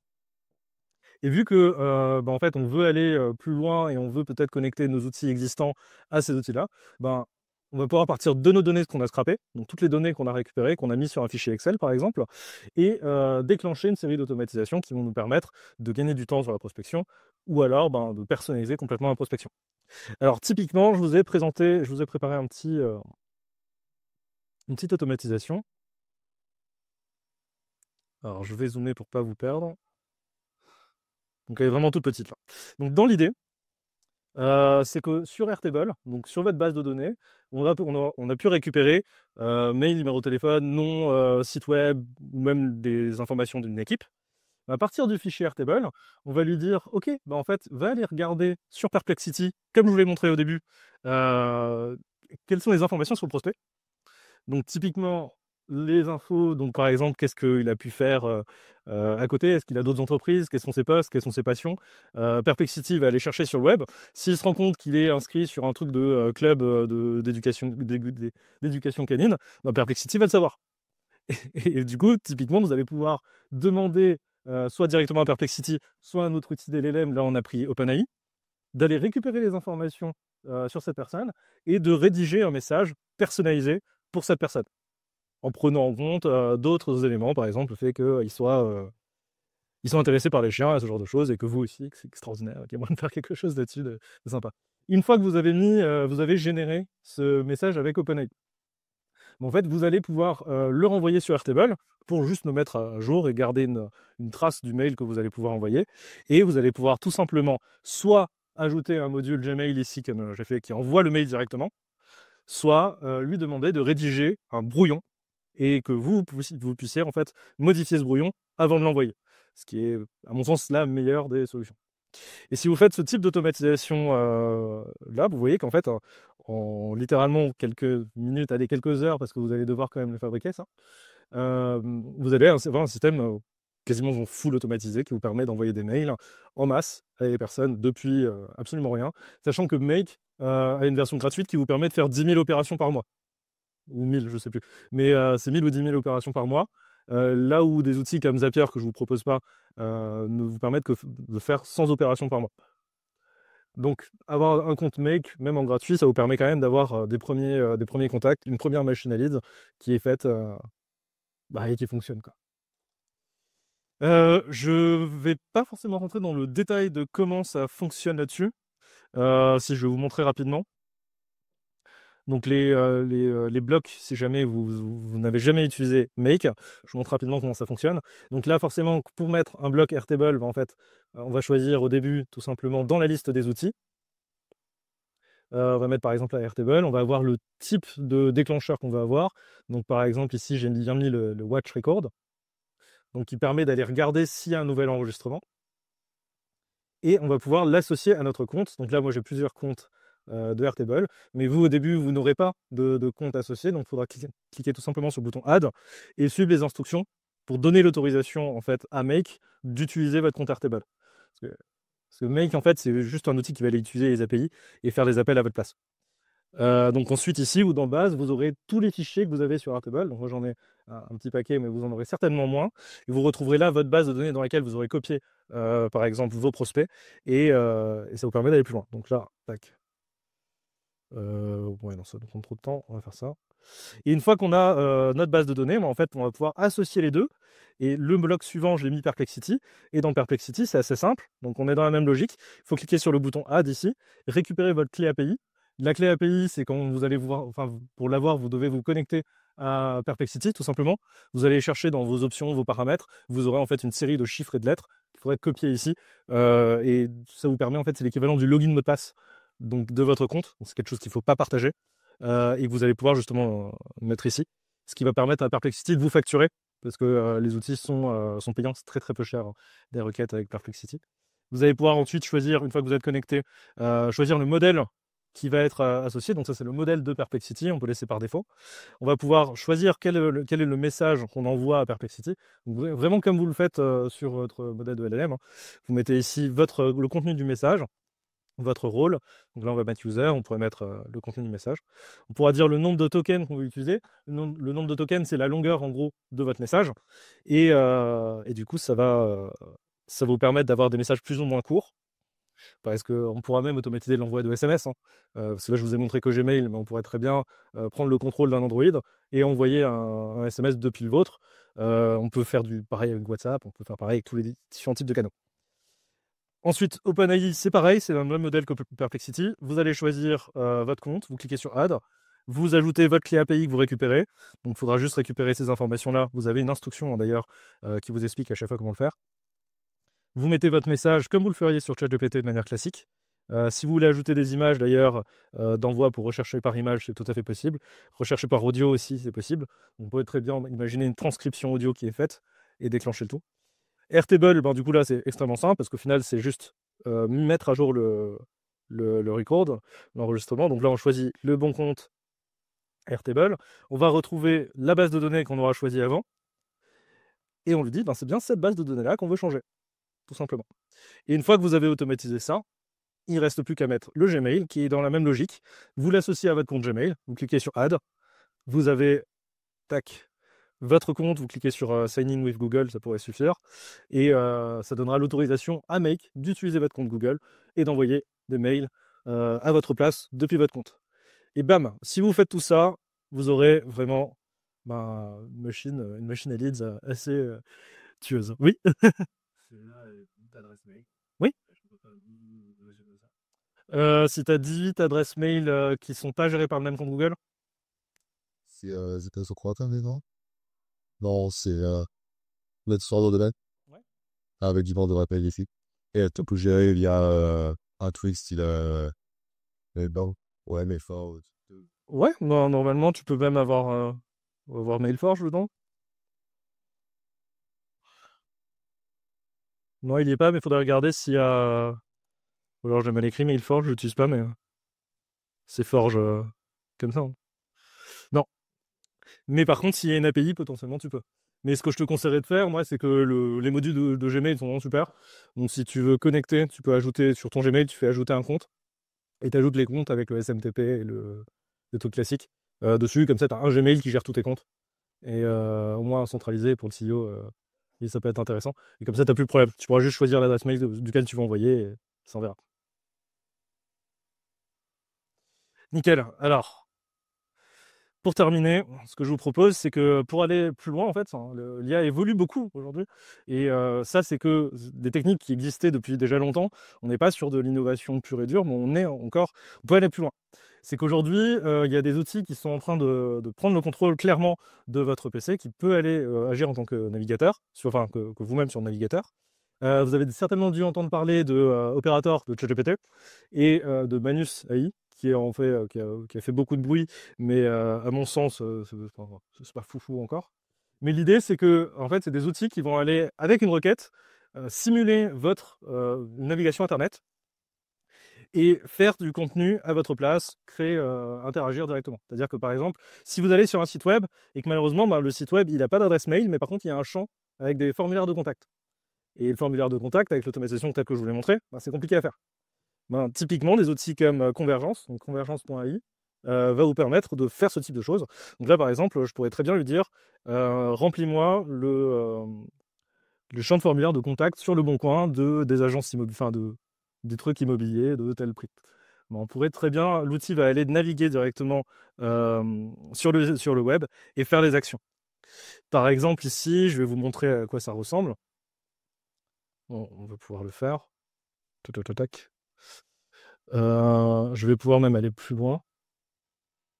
Je vais faire ça. Je vais lui donner l'URL de Google, donc l'URL qui permettait de chercher tous les mails de Google. Vu que l'autre a échoué, on va pouvoir se rattraper là-dessus. Récupère les adresses mail à partir de cette URL. Tac. Donc récupère les adresses mail depuis cette URL de recherche Google. Alors, le problème, c'est que c'est pas encore 100% parfait. On s'approche de quelque chose qui vient de plus en plus... voilà. Vient de plus en plus complet. Mais donc là, je vais donner l'URL. Vous voyez le prompt juste au-dessus, le prompt très simple. On voit l'outil qui se rend là du coup sur l'URL que je lui ai donné de recherche. Vous imaginez la puissance que ça peut avoir.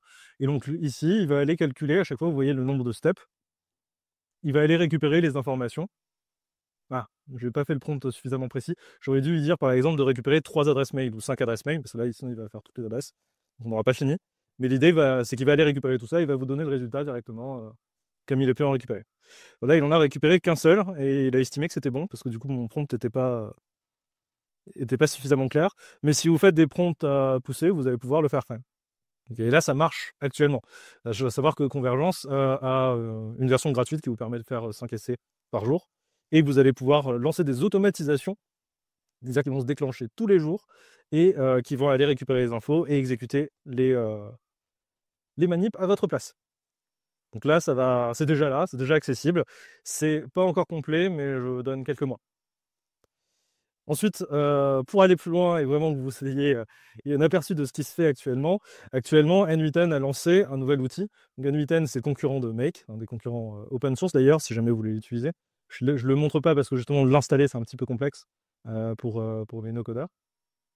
Mais une fois que c'est fait, on est tout bon. Donc en gros, ils ont lancé un module d'agent IA. Et module d'agent IA, en fait, tout simplement, on pourrait le refabriquer sur Make, hein, c'est rien de révolutionnaire, mais quand même, ça va permettre d'interpréter votre chat, c'est-à-dire qu'en fait, vous allez donner une requête, votre prompt, typiquement, à votre agent IA. Vous allez choisir directement votre modèle, par exemple, là, on a OpenAI, et vous allez avoir l'information de mémoire. Parce qu'en fait, quand vous faites une requête API, vous n'avez pas de mémoire. À chaque fois que vous faites une requête via Make et ChatGPT, contrairement à une conversation que vous allez pouvoir avoir avec la plateforme, il oublie tout. Et ça, c'est une problématique. Grâce à ça, vous allez avoir justement un stockage qui se fait, qui va gérer votre mémoire et qui va du coup se rappeler de certains éléments, comme ChatGPT le propose sur son interface web.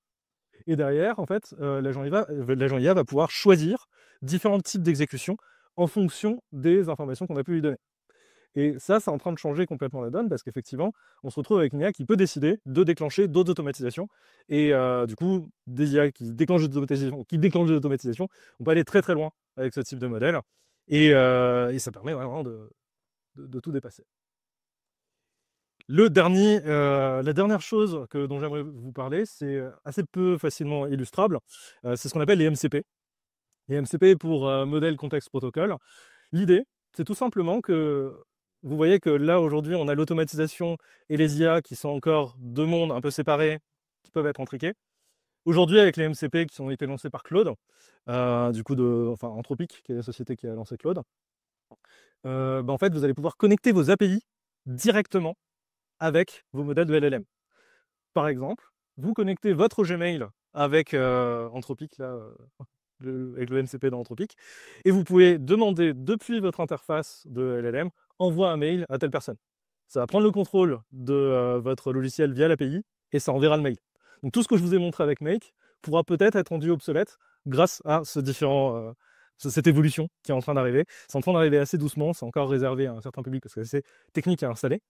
Mais on se retrouvera bientôt dans un monde où vous allez pouvoir parler tout simplement et de connecter tous les outils que vous utilisez dans votre vie quotidienne et que ça déclenche les automatisations qu'il faut sans que vous ayez même à décider de quoi que ce soit. Donc voilà, j'espère que ça vous a plu. Je vous remercie. Merci. Je vous remercie grandement en fait de votre attention. En plus, c'était super attentif. Je vois que c'est super cool. Alors, ce que je vous propose, c'est que déjà, si on arrive là, je vous fais un petit débrief de tout ça.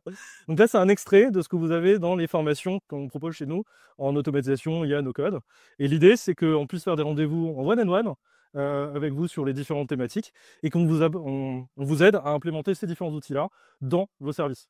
Sachant que le tout peut être gratuit, entre guillemets, pour la plupart d'entre vous, vu que c'est finançable par les différents dispositifs de l'OPCO, par France Travail, par la région, par plein de trucs. Donc la plupart des gens qui suivent les formations chez nous ne paient rien. On a des formations en groupe pour ceux qui veulent rencontrer du monde et faire quelque chose de plus classique. Et pour les personnes qui sont le plus avancées et qui ont déjà des compétences dans le domaine, on a les formations individuelles qui sont du coup un peu plus chères, mais vu que c'est pris en charge, ça ne pose pas trop de problème, mais qui vous permettent vraiment de vous intéresser à votre thématique. Donc si jamais ça vous intéresse, si jamais vous voulez travailler avec moi d'une manière ou d'une autre, ou juste discuter, n'hésitez pas. Vous me trouverez, je vous invite à m'ajouter sur LinkedIn. Ouais. Et donc vous pouvez trouver le tout sur Brian Rassen. Vous avez mon numéro de téléphone, je suis assez réactif par téléphone quand je peux décrocher. Et je fonctionne encore à l'ancienne. Et sinon, en fait, vous avez le formulaire ici. Donc le formulaire là va vous permettre de recevoir le replay. Donc à savoir que vous allez recevoir le dernier replay que j'ai fait. Donc c'était il y a 2 semaines, je crois. Le temps que je fasse le montage de toutes les caméras, le temps que j'associe tout ça et que je vous mette le tout au propre, et je vous enverrai tous les mails, le mail avec toutes les informations. Et si ça vous intéresse de suivre la formation ou juste avoir des infos pour qu'on vous accompagne sur la démarche, parce que faire les démarches de financement c'est relou, mais du coup on les fait et on les a automatisées en grande partie, vous pouvez juste mettre que vous êtes intéressé ou pas, votre niveau d'intéressement sur le formulaire. Est-ce que tu veux prendre des questions? Et c'est la slide d'après, j'ai réfléchi cette fois. Tac. Des questions. Donc je vous écoute si jamais vous avez des questions, il y a le chat aussi. Si vous voulez interagir avec le chat, il faut lever la main. J'espère qu'il n'y a pas déjà du monde qui a levé la main. Sinon, ils peuvent écrire et puis regarder ça. Ouais. Oh, bah, nickel, parfait. Ajouter leur liste parce que Ouais, parfait. Donc si jamais vous avez des questions dans le chat, n'hésitez pas à nous les envoyer, lever la main ou le poser directement dans le chat. Ah non, je suis sur site, mais je sais pas où c'est. Ah si, t'as répondu. Ça, c'était une bonne question, effectivement. c'était une question.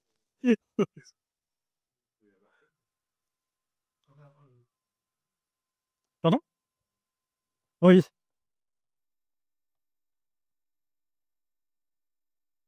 Tac. Est-ce que oui? Évoquer un dispositif d'automatisation de LinkedIn, notamment qui arrivait à contextualiser, à comprendre un peu le profil pour faire un message personnalisé. T'as pas donné Oui. Alors la question c'était, il existe d'autres outils d'automatisation LinkedIn que Wallaxy. Effectivement, je ne les ai pas donnés, mais je vais pouvoir vous les lister. Donc en fait, vous allez avoir Ahrich, donc H-E-Y-R-E-A-C-H, qui vous permet d'automatiser, d'aller chercher les informations sur le profil et de personnaliser le message, mais uniquement le premier message. Vous allez avoir des outils comme Prosp, qui sont tout neufs, d'ailleurs, qui est également fait par un Français, donc prosp.ai. D'ailleurs, je suis en discussion avec eux pour avoir un code promo pour vous. Et l'idée, c'est tout super, hein, tu vois. Et le truc, c'est que eux, ils personnalisent tous les messages. Et donc, on peut déclencher les automatisations, mais en plus intercaler du coup de l'IA proprement faite chez eux. On va avoir la Growth Machine, qui est fait par Dezio, qui est également français. Beaucoup de boîtes françaises qui sont dans le milieu. Et la Growth Machine, c'est GROWTH. Ils ont fait un jeu de mots avec growth de croissance, growth hacking. Et eux permettent carrément de faire des envois de vocales automatisés. Donc on clone votre voix et on envoie un message avec le texte que vous souhaitez, avec votre voix clonée. C'est pas encore 100% parfait, mais si vous le faites bien, en fait, il y a moyen d'avoir bonjour prénom plus le texte qu'on souhaite après. Ça donne les trucs qu'on a pour l'énergie quand même, quoi. On met juste le prénom, c'est juste bizarre au début. Après, il faut voir à quel point c'est intéressant ou pas, mais effectivement, les appels téléphoniques qu'il y a aujourd'hui, c'est pas encore le top. Ça peut le faire en inbound, au lieu d'avoir quelqu'un qui a un standard téléphonique. Appuyez sur 1. Ça, c'est horrible. On peut le remplacer par les appels IA, mais pour de la prospection en outbound, c'est pas le top. C'est nouveau, je pense que c'est bien lancé là pour Ouais, ils se sont lancés là. J'ai testé, c'est plutôt pas mal. Après, il faut pas faire beaucoup d'exécutions par jour. Donc, à savoir que si vous faites des automatisations LinkedIn sur un compte tout neuf, allez-y doucement. On parle de 15 invitations par jour. Et si vous avez des comptes plus vieux, vous pouvez aller jusqu'à 50, grand max par jour. Et même si vous avez des comptes payants, je ne vous conseille pas trop prendre de risques. Ouais. Il y a eu la construction. Eux, leur intérêt, LinkedIn, c'est de vendre de la pub. Donc, si vous faites des actions gratuites sur LinkedIn, vous cassez leur business model. Donc, forcément, c'est une guerre constante entre les différents outils d'automatisation LinkedIn et LinkedIn.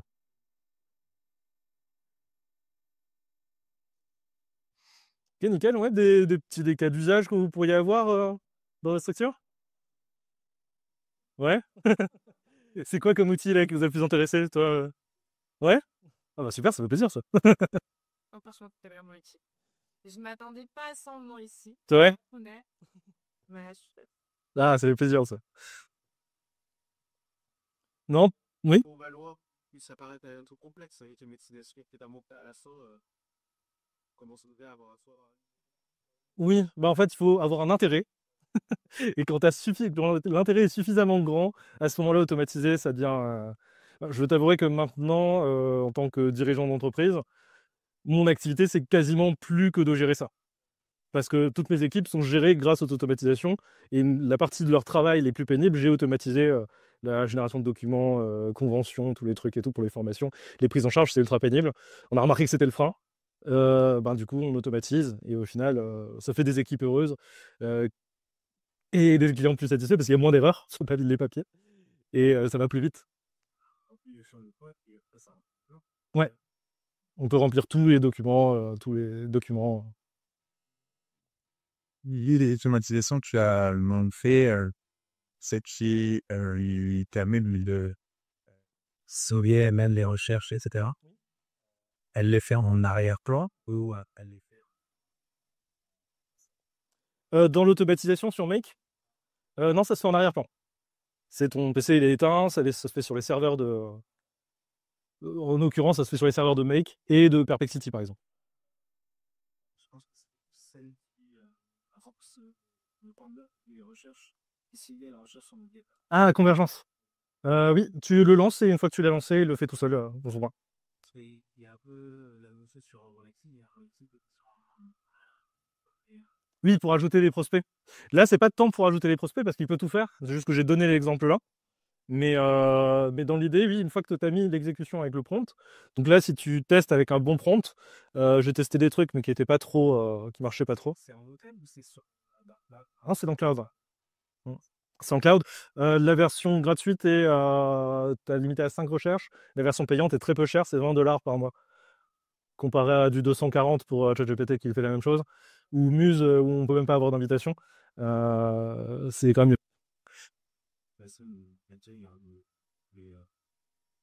Les abonnements ultra. Ah oui, voilà. ChatGPT, il passe à 20 $ pour accéder à toutes les fonctionnalités qu'ils ont en payant. Ouais, ça devient extrêmement cher. La puissance de calcul est démentielle dessus.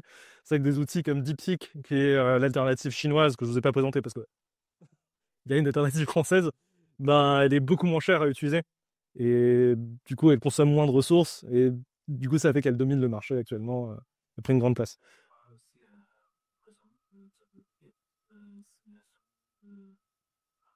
Ouais, tout dépend des cas d'utilisation. Parce qu'il y a des choses qui vont être intéressantes qui ne vont pas demander de l'exactitude plus que ça. Donc ça vaut le coup justement d'utiliser DeepSeek. Et c'est d'ailleurs pour ça que je vous ai montré au début Comparia, qui vous permet de comparer les IA avec leur impact écologique. Et de faire votre choix là-dessus, je pense que ça peut être vraiment pas mal. Mais là, pour répondre à ta question, ici on a Convergence qui, par exemple, là je lui ai donné l'objectif Tac. C'est d'identifier les sites pertinents où laisser des commentaires et de laisser un commentaire. Je voulais tester voir si ça fonctionne pour laisser des backlinks. Et donc là, l'idée, c'est que je vais donner l'URL de recherche Google en trouvant les derniers sites web qui avaient publié sur telle ou telle thématique. Et une fois qu'il a déterminé ça, il va se créer un compte. Je vais lui donner une adresse mail et un mot de passe qu'il peut mettre partout. Et il va aller créer un compte, publier le commentaire directement sur le site web et passer au suivant. Et c'est fait en un prompt que j'ai même créé avec Linia.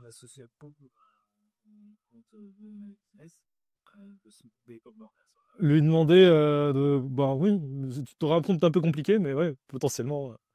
Parce que le mieux, c'est de décrire étape par étape ce qu'il doit faire. Parce que sinon, il a tendance à se perdre. Donc, il faut vraiment y aller. Je ne vais pas composer les pompes avec vous parce que c'est vraiment, ça prend un peu de temps. Mais de dire, oui, tu cliques là, tu te connectes là, ensuite tu cliques bien sur le bouton rouge. Si tu veux, ouais, faut vraiment le prendre pour un enfant, voilà. C'est quelqu'un qui est pas très très fit. Pas très fit. Ouais. Alors, j'ai même fait mieux que ça.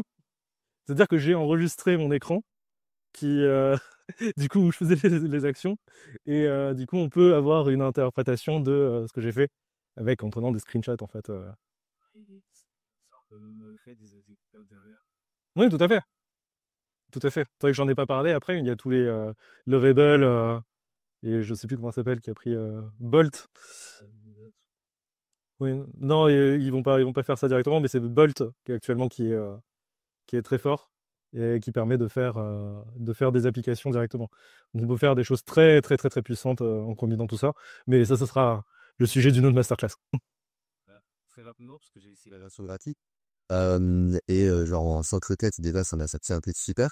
Et après, ça passait à la version Pro, mais j'ai pas bien compris, parce que pareil, de millions et millions de tokens. Avec Convergence? Non, avec les bots. Ah oui. Et je me rends pas compte du tout combien de tokens ça changerait de créer une version vraiment. Alors j'ai eu une approche là-dessus. C'était le plan maximum pour créer une vraie application qui fonctionne. Ça dépend de ce que tu veux, hein. Je sais pas, on peut voir le pricing. Mais il faudrait compter au moins un minimum de 200 euros, je pense, de crédit. Et c'est là où tu pourras avoir quelque chose. Bon, décidément, Google m'aime plus. Mais oui, il me semble. Pas de bêtises. Ah, mais qu'est-ce qu'il me fait, lui? Bon, bref, ouais. Dans l'idée, je compte 200-300 euros de token pour créer une application. Il y a moyen de le faire et tu vas avoir des ratés. Il y a beaucoup de ratés, mine de rien, hein, souvent où tu vas devoir recommencer l'application et repartir sur une nouvelle base. Du coup, ça consomme quand même pas mal, mais ça reste quand même beaucoup, beaucoup moins cher et beaucoup moins pénible que de bosser avec toute une équipe. Ouais. Pour te faire ton MVP, c'est super. Ouais. Nickel. Bah, si vous n'avez pas de questions, on va s'arrêter là. On est tout bon. Un dernier mot de la fin, peut-être? Bah, moi, j'en aurais un en tout cas. Bah, merci beaucoup. Genre, on organise des prochaines masterclass, du coup, potentiellement le mois prochain ou le mois d'après. On essaie de faire ça tous les 2 mois. Donc, si jamais ça vous intéresse, n'hésitez pas à suivre la French Tech sur LinkedIn ou moi-même. Je reposte le tout. Merci encore. On va sûrement t'écrire un moment. On aura peut-être des besoins d'aide sur l'automatisation. Ouais, super. Ajouter sur LinkedIn. Parfait. Et je t'enverrai un message. C'est mon autre appel de moi. Ah ouais. Ouais, je te visage en vrai. Une soirée avec Wassim. Ah oui, ok, d'accord. Wow. C'est pour ça, ouais. C'est pour ça que du coup j'ai pas remis en contexte.